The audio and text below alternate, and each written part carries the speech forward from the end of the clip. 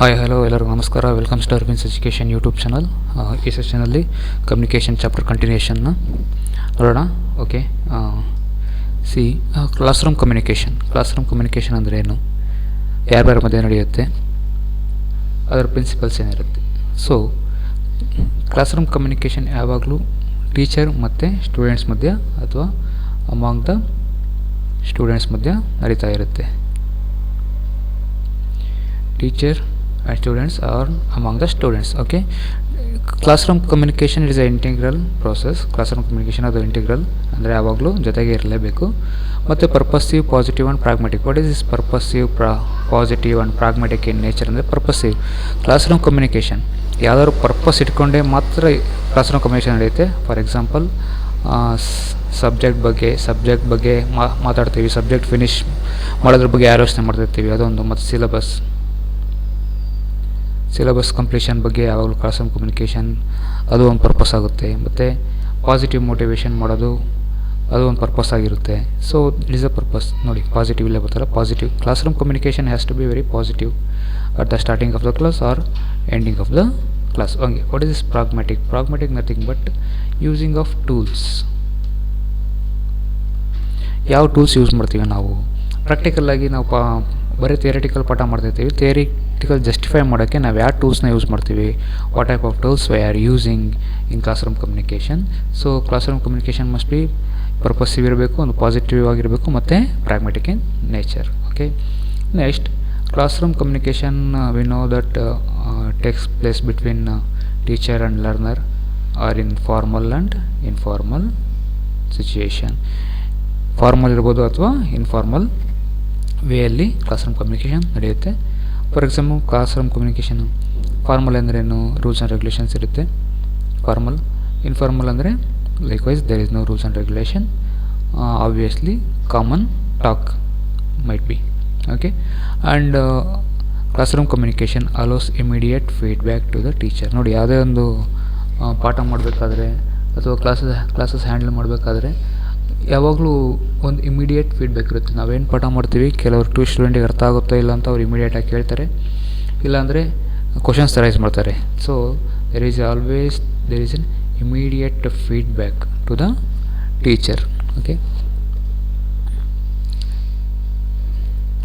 Then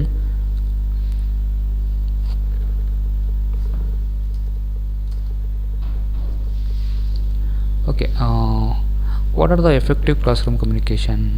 Effective classroom communication depends on 4 major factors. ಯಾವ factors ಮೇಲೆ effective communication depend ಆಗಿದೆ? ಒಂದೇದು principles of teacher, and second one is principles of message design, and third one is principle of selection of instructional methods and media, fourth one principles of creating conducting learning environment. So one by one ನೋಡೋಣ. Principles of teachers class room communication class ರೂಮಲ್ಲಿ communication ಮಾಡಬೇಕಾದ್ರೆ teachers ಏನೇನು principles follow ಮಾಡಬೇಕು? So first one, proficiency in subject matter. ಯಾವುದೇ ಥರ teacher, ಯಾವುದೇ lecturer ಆಗಲಿ, ಆ ಸಬ್ಜೆಕ್ಟ್ ಬಗ್ಗೆ ಪಾಠ ಮಾಡ್ತಾ ಇದ್ದಾರೆ ಅಂದರೆ ಸೊ ಅವರು ಆ ಸಬ್ಜೆಕ್ಟ್ ಬಗ್ಗೆ ಅದರ ಆಳ ಅಗಲ ಎಲ್ಲನೂ ತುಂಬ ಚೆನ್ನಾಗಿ ಅರ್ಥ ಮಾಡ್ಕೊಂಡಿರಬೇಕು. ಮತ್ತು ಯಾವುದೇ ಕ್ವಶನ್ನು ಯಾವುದೇ ಟೈಮಲ್ಲಿ ಕೇಳಿದ್ರೂ ಅದಕ್ಕೆ ಆನ್ಸರ್ ಮಾಡೋಂಗಿರಬೇಕು. ಸೊ ಇದನ್ನು ಪ್ರೊಫಿಷಿಯನ್ಸಿ ಇನ್ ಸಬ್ಜೆಕ್ಟ್ ಮ್ಯಾಟರ್ ಅಂತ ಕರಿತೀವಿ. ಒಂದು. Second one, realistic self concept and perception around surroundings. What is this realistic self concept and perception around surroundings ಅಂದರೆ self concept. Teacher should know his ಏನು, what are the strengths and weakness.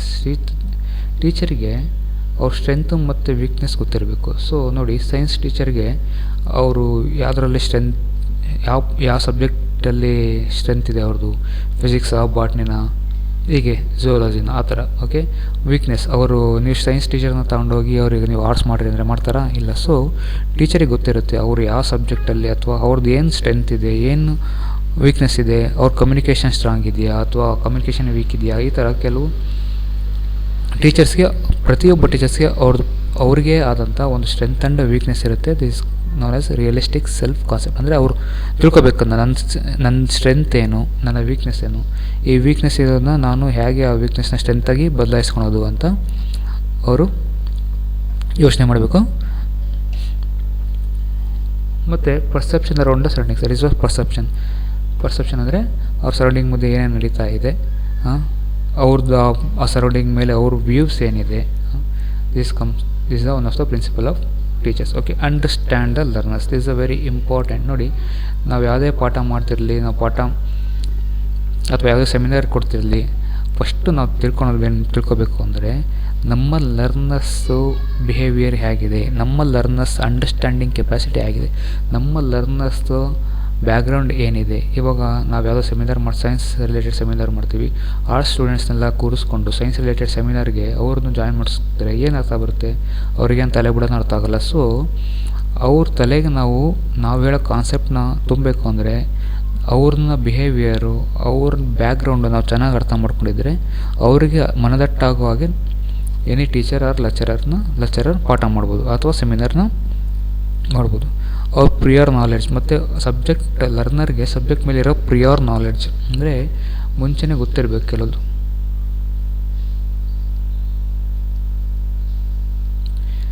ಪ್ರಿಯರ್ knowledge also important.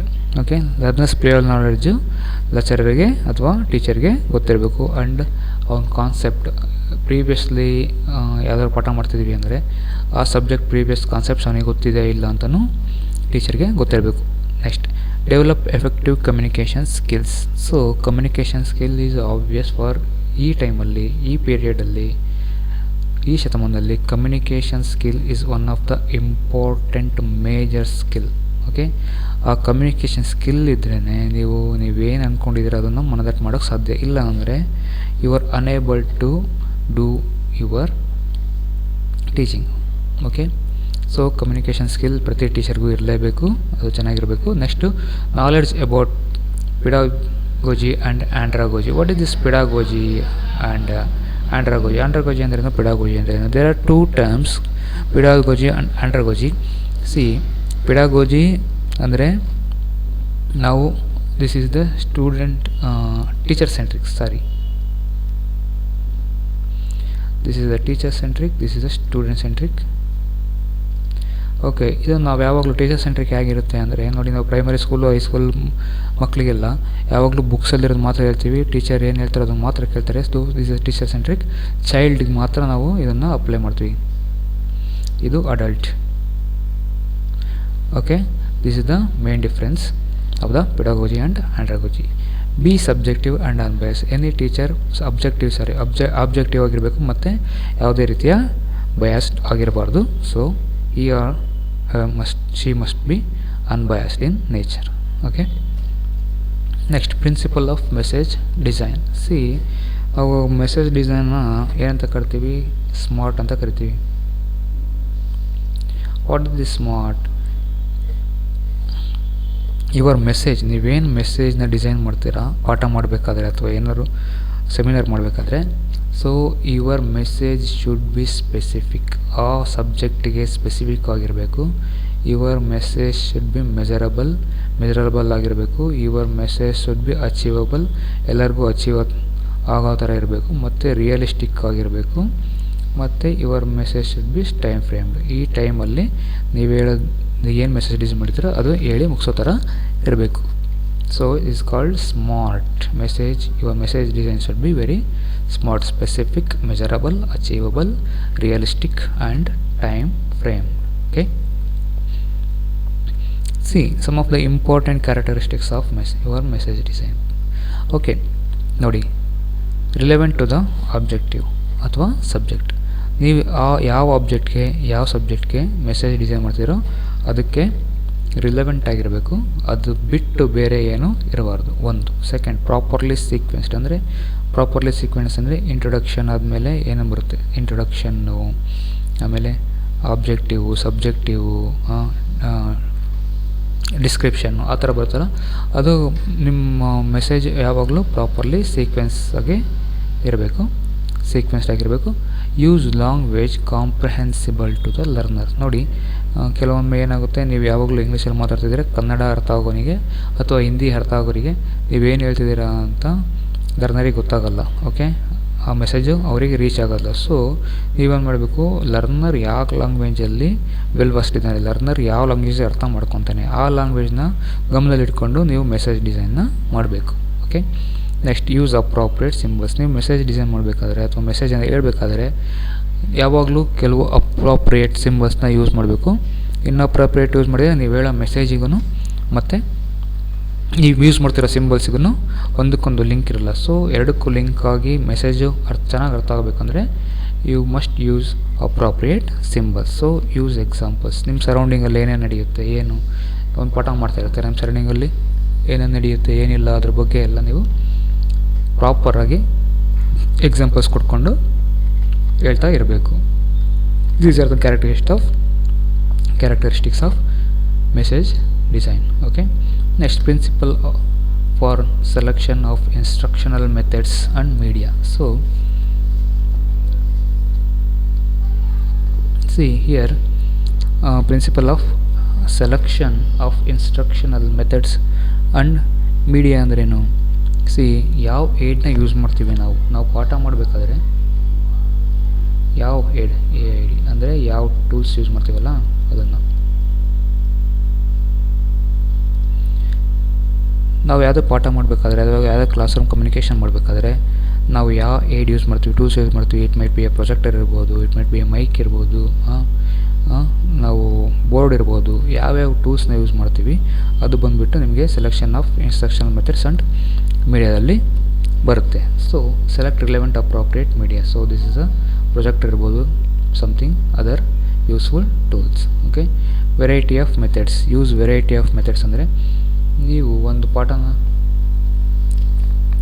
ಹೇಗೆ ಅರ್ಥ ಮಾಡಿಸ್ತೀರಾ depends ಆಗೋದು ನೀವು ಯಾವ variety of ಮೆಥಡ್ಸ್ನ use ಮಾಡ್ತೀರಾ. ಏನು ಜಾಸ್ತಿ ಹೋಮ್ವರ್ಕ್ ಕೊಡ್ತೀರಾ, ಪದೇ ಪದೇ ಹೇಳಿದ್ನೇ ರಿಪೀಟ್ ಮಾಡ್ತೀರಾ ಇನ್ನೂ ಚೆನ್ನಾಗಿ ಅರ್ಥ ಆಗಲಿ ಅಂತ. These are all the variety of methods. You can use number of variety of methods. ಪಾಠ ಮಕ್ಕಳಿಗೆ ಅರ್ಥ ಆಗಬೇಕು ಅಂದರೆ ಎನಿ ಟೀಚರ್ಸ್ ಏನು ಮಾಡ್ತಾರೆ, ವೆರೈಟಿ ಆಫ್ ಮೆಥಡ್ಸ್ನ ಯೂಸ್ ಮಾಡ್ತಾರೆ. ಹೋಮ್ವರ್ಕ್ ಇರ್ಬೋದು, ರಿಪಿಟೇಟಿವ್ ಕ್ಲಾಸಸ್ ಇರ್ಬೋದು, ಒಂದೇ ಕಾನ್ಸೆಪ್ಟ್ನ ಹಲವಾರು ಸರಿ ಹೇಳೋದಿರ್ಬೋದು. ಸೊ ಈ ಥರ. Okay, use good quality media. What is this good quality media ಅಂದರೆ ನೀವು ಪ್ರೊಜೆಕ್ಟರ್ ಯೂಸ್ ಮಾಡೋದು, ಸಿಸ್ಟಮ್ ಯೂಸ್ ಮಾಡೋದು, ಓಕೆ, ಬೋರ್ಡ್ ಯೂಸ್ ಮಾಡೋದು. These are all comes under good quality media.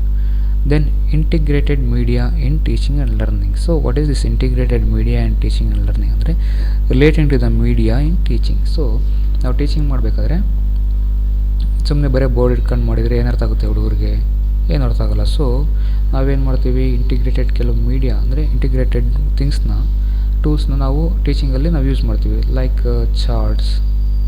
Charts ಇರ್ಬೋದು, same as well as projectors ಇರ್ಬೋದು, electronic items ಇರ್ಬೋದು, e-learning. These are all things, integrated medias which are useful in teaching.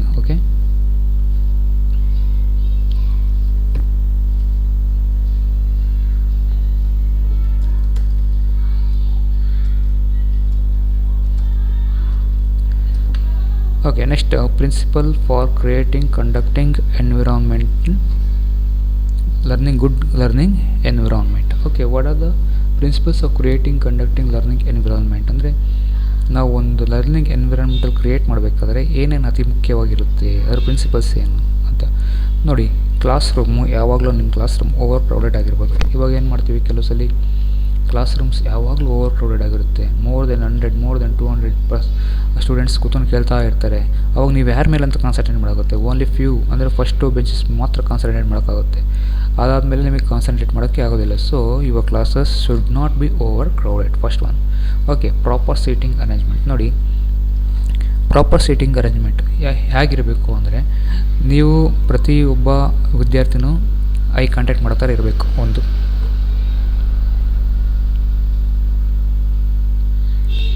ಪ್ರತಿಯೊಬ್ಬ ವಿದ್ಯಾರ್ಥಿನೂ eye contact ಮಾಡೋ ಥರ ಇರಬೇಕು. ಪ್ರತಿಯೊಬ್ಬ ವಿದ್ಯಾರ್ಥಿ ಮೇಲೆ ನಿಮ್ಮ ಗಮನ ಹರಿಸಬೇಕು. ನೀವು ನೋಡಿದ ತಕ್ಷಣ ಓಕೆ ನಮ್ಮ ಟೀಚರ್ ನಮ್ಮ ಮೇಲೆ ಐ ಕಾಂಟ್ಯಾಕ್ಟ್ ಮಾಡ್ತಿದ್ದಾರೆ, ನಮ್ಮ ಮೇಲೆ ಅಬ್ಸರ್ವ್ ಮಾಡ್ತಿದ್ದಾರೆ ಅನ್ನೋ ಪ್ರತಿ ವಿದ್ಯಾರ್ಥಿಗೂ ಆ ಥರ ಅನ್ನಿಸ್ಬೇಕು. ಪ್ರತಿ ವಿದ್ಯಾರ್ಥಿನೂ ನಮಗೆ ಕಾಣಿಸ್ಬೇಕು. This is the proper setting arrangement ಅಂತ ಕರಿತೀವಿ. ಓಕೆ, ಫೀಡ್ಬ್ಯಾಕ್ ಮೆಕ್ಯಾನಿಸಮ್ ಸ್ಮೂತಾಗಿರಬೇಕು ಯಾವಾಗಲೂ. ಓಕೆ, ನೀವೇನು ಪಾಠ ಮಾಡಿರ್ತೀರ ಅದ್ರ ಬಗ್ಗೆ ಅರ್ಥ ಆಗಲಿಲ್ಲ ಅಂದರೆ ಅಥವಾ ಅದ್ರ ಬಗ್ಗೆ ಏನಾದರೂ ಕ್ವಶನ್ಸ್ ಇದ್ದರೆ ಆ ವಿದ್ಯಾರ್ಥಿ ಎಸಿಟೇಟ್ ಮಾಡ್ಕೊಂಡಲೇ ನಿಮ್ಮನ್ನು ಫೀಡ್ಬ್ಯಾಕ್ ಕೊಡೋ ಥರ ಇರಬೇಕು. ನಿಮ್ಮ ಟೀಚಿಂಗ್ ಬಗ್ಗೆ ಫೀಡ್ಬ್ಯಾಕ್ ಕೊಡೋ ಥರ ಇರಬೇಕು ಅಥವಾ ಕ್ವಶನ್ ಅರೇಂಜ್ ಮಾಡೋ ಥರ ಇರಬೇಕು. This is one of the principle of conducting learning environment. Okay, next encourage cooperation and healthy competition among the students. Okay, teacher ಏನು ಮಾಡಬೇಕು, ಯಾವಾಗಲೂ ಕ್ಲಾಸ್ ರೂಮ್ ಏನಿರುತ್ತೆ ಕ್ಲಾಸ್ ರೂಮ್ ಅಟ್ಮಾಸ್ಫಿಯರ್ನ ಯಾವಾಗಲೂ ಹೆಲ್ತಿಯಾಗಿ ಇಟ್ಕೊಂಡಿರಬೇಕು. ಹೆಲ್ತಿಯಾಗಿ ಇಟ್ಕೊಂಡ್ರೆ ಏನಾಗುತ್ತೆ, it encourages the students to become more competitive. ಅದು ಹೆಲ್ತಿ ಕಾಂಪಿಟೇಷನ್. ಈ ಥರ ಹೆಲ್ತಿ ಕಾಂಪಿಟೇಷನ್ ಬಿಲ್ಡ್ ಮಾಡೋದ್ರಿಂದ ಇನ್ಸ್ಟಿಟ್ಯೂಷನ್ಗೆ ಲಾಭ, ಟೀಚರ್ಗೂ ಲಾಭ ಮತ್ತು ಸ್ಟೂಡೆಂಟ್ಸ್ಗೆ ಹೆಚ್ಚಿಗೆ ಲಾಭ ಇರುತ್ತೆ. Okay, next provide reinforcement. What is this reinforcement? Reinforcement ಅಂದರೆ change in the learning behaviour. Okay, ಯಾವುದೇ ಸ್ಟೂಡೆಂಟ್ನ ಅವ್ರ ಓವರ್ ಆಲ್ ಬಿಹೇವಿಯರ್ ಚೇಂಜ್ ಮಾಡೋದಿದೆಯಲ್ಲ, ದಟ್ ಈಸ್ ಕಾಲ್ಡ್ ರೀಇನ್ಫೋರ್ಸ್ಮೆಂಟ್. ನೀವು ಬಿಹೇವಿಯರ್ನ ಹೇಗೆ ಚೇಂಜ್ ಮಾಡ್ತೀರಾ ಅಂದರೆ ರಿವಾರ್ಡ್ಸ್ ಕೊಡೋದ್ರಿಂದ, ಓಕೆ, ಸ್ಟೂಡೆಂಟ್ನ ಪ್ರೈಸ್ ಮಾಡೋದ್ರಿಂದ. ಸೊ ಈ ರೀತಿ ಹಲವು ಮೆಥಡ್ಸ್ ಇದೆ. ಯಾವಾಗಲೂ ಪಾಸಿಟಿವ್ ಮೋಟಿವೇಶನ್ ಮಾಡೋದ್ರಿಂದ, ಮತ್ತು ಕೆಲವು ಸಲ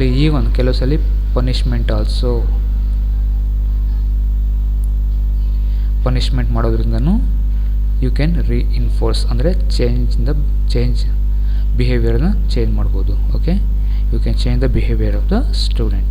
ದೆನ್ ನಾನ್ ಥ್ರೆಟ್ನಿಂಗ್ ಎನ್ವಿರಾನ್ಮೆಂಟ್. ನೋಡಿ, ಕೆಲವು ಕ್ಲಾಸಸ್ ಅಂದರೆ ಹುಡುಗರಿಗೆ ತುಂಬ ಭಯ ಇರುತ್ತೆ ಅಲ್ಲ. ಈಗಿನ ಕಾಲೇಜಲ್ಲಿ ಏನೂ ಆ ಥರ ಭಯ ಇರೋದಿಲ್ಲ. ಬಟ್ ಬೇರೆ PU ಲೆವೆಲಲ್ಲಿ, ಹೈಸ್ಕೂಲ್ ಲೆವೆಲಲ್ಲಿ ಹುಡುಗರಿಗೆ ಏನಿರುತ್ತೆ, ತುಂಬ ಭಯ ಇರುತ್ತೆ. ಆ ಟೀಚರ್ ಬಂದ ತಕ್ಷಣ ಭಯದಲ್ಲೇ ಪಾಠ ಕೇಳೋದು, ಭಯದಲ್ಲೇ ಮಾತಾಡೋದು, ಆ ಥರ ಇರ್ತಾರೆ. ಸೊ ಆ ಸರ್ಕಮ್ಸ್ಟೆನ್ಸಸ್ ಏನಿದೆ, ಆ ಎನ್ವಿರಾನ್ಮೆಂಟನ್ನು ಯಾವಾಗಲೂ ಕ್ಲಾಸ್ ರೂಮ್ ಕಮ್ಯುನಿಕೇಷನಲ್ಲಿ ಇಡಬಾರ್ದು. ಸೊ ಯಾವಾಗಲೂ ಕ್ಲಾಸ್ ರೂಮ್ ಕಮ್ಯುನಿಕೇಷನ್ ಆಗಿರ್ಬೋದು, ನಾನ್ ಥ್ರೆಟ್ನಿಂಗ್ ಇನ್ ಎನ್ವಿರಾನ್ಮೆಂಟ್ ಆಗಿರಬೇಕು. ಓಕೆ, ಸೊ ಇಲ್ಲಿಗೆ ಕ್ಲಾಸ್ ರೂಮ್ ಕಮ್ಯುನಿಕೇಷನ್ ಒಂದು ಚಿಕ್ಕ ಟಾಪಿಕ್ನ ಮುಗಿಸ್ತಾ ಇದ್ದೀವಿ. ಸೊ ನೆಕ್ಸ್ಟ್ ಕೆಲವು ಸಿಂಪಲ್ ಟಾಪಿಕ್ಸ್ ಇದೆ ಮೀಡಿಯಾ ಬಗ್ಗೆ. So we will discuss about that in later part and we will wind up the communication chapter itself. Okay, thank you very much.